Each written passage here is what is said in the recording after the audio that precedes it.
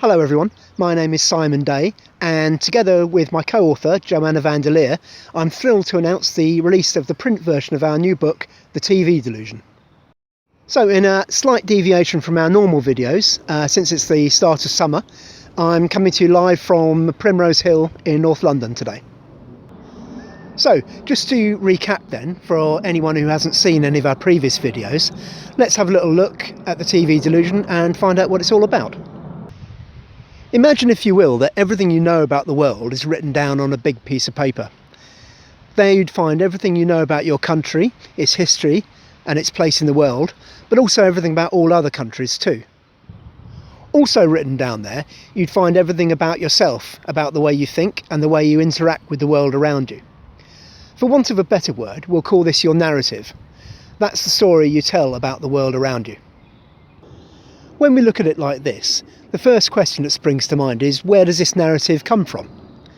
Now, some of it, of course, comes from our own personal experience, our job, our family, our friends, our house, our neighbourhood, and so on. But for most of us here in the West, the vast majority of this narrative comes from the TV. Pick another person, say from Russia or Iran, and you'll get a different narrative. Now, each of those people, the Iranian, the Russian, the American, for instance, is likely to tell us that their narrative is true and the narrative of the others is false. But how do we go about working out in a more scientific and rational way what things are true and false? Or, to put it more simply, how do we know that the stuff we get from the TV is true? Now, as I'm sure you're all aware, there are hundreds, perhaps even thousands of books out there which try and tell you the answer to these questions. And in doing so, they'll try and give you their version of what's true. The TV Delusion is not one of these books. Rather than preach yet another narrative, our aim is to give you, the reader, the necessary set of tools to be able to go and work out what's true and false for yourself. At the end of the day, we think that the only person who's in the right position to be able to judge what's fake news and what's real news is you, the observer. But you can only do this once you're aware of your own cognitive process and the tricks which are used on a regular basis to try and subvert it. Before we started writing the book, Joe and I had already noticed that the whole idea of getting to the truth seemed to be more important for some people than it was for others. What we found was that these two groups of people tended to exhibit very different sets of behaviour when confronted with new information. In general, we found that the truth seekers tended to adopt a more questioning approach when confronted with new information, whereas on the other hand, the truth avoiders tended to adopt a more emotional stance, typically showing signs of anger or childishness. It was this difference in behaviour that led us to suspect that those who had adopted a false narrative might be, at least in part, aware of their own self-deception. As far as we're concerned, finding out the truth about the world around us is one of the most important goals for the human race.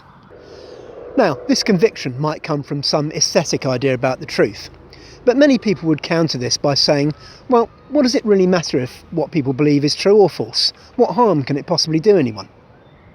And of course, this is a valid point, because there are many examples out there of benign beliefs, be they true or false. But this doesn't account for cases such as the devastation and genocide we see in the Middle East, all of which is predicated around the false beliefs about the perpetrators of 9/11. What Joe and I found was that the more deadly the false beliefs, the greater was the intensity of emotion we found associated with these beliefs. It was this realisation, coupled with our understanding that the truth avoiders might be in part aware of their self-deception, that gave us the necessary motivation to write our book. The TV Delusion is our attempt to answer that perplexing question: why is it that some people cling to their beliefs even though they know them to be false? It's an exploration of the psychological factors which underlie belief, and writing it took us on a journey through psychology, philosophy, linguistics and logic, and even led us to question the very nature of truth itself. The result is our own unique take on our true need for self-deception and how all this relates back to the TV, and we do hope that our findings will be something which will resonate with you. Of course, put like this, it may sound a bit like a psychology textbook, but in reality nothing could be further from the truth. Everything we have to say is put simply, most of it explained in terms of simple role play, based on conversations that we've either had ourselves or that we've seen other people have. The only skill you need to be able to understand it is an open mind, and everyone has access to one of those should they choose to use it. The second edition of the TV Delusion is available in print right now from Amazon, or if you prefer you can get it directly from our distributors, CreateSpace, and I'll leave links for both of these in the description box below. So it's available for $15.99 in the UK and $19.99 in the US. And shortly we're also going to be doing a Kindle version that will be out in a few weeks' time, and when we do that we'll do another video to let you know what's going on. In the meantime, we've also reduced the price of the original EPUB version down to $5.99, and that's for the full second edition of the book, so you're not losing out if you go for that option. Okay, that just about wraps it up. Please be sure to click on subscribe below. Thanks very much for watching, and goodbye from me and Joe.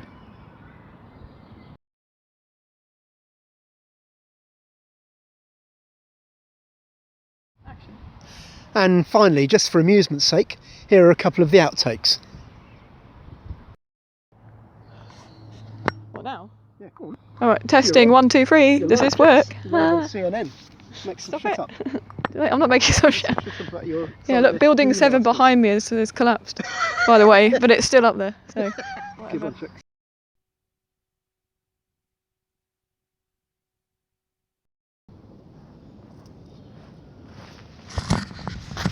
hello, hello, hello, testing, testing, testing. Does the microphone work? You'd also find written down there everything you know about yourself, about... You'd also find written down there...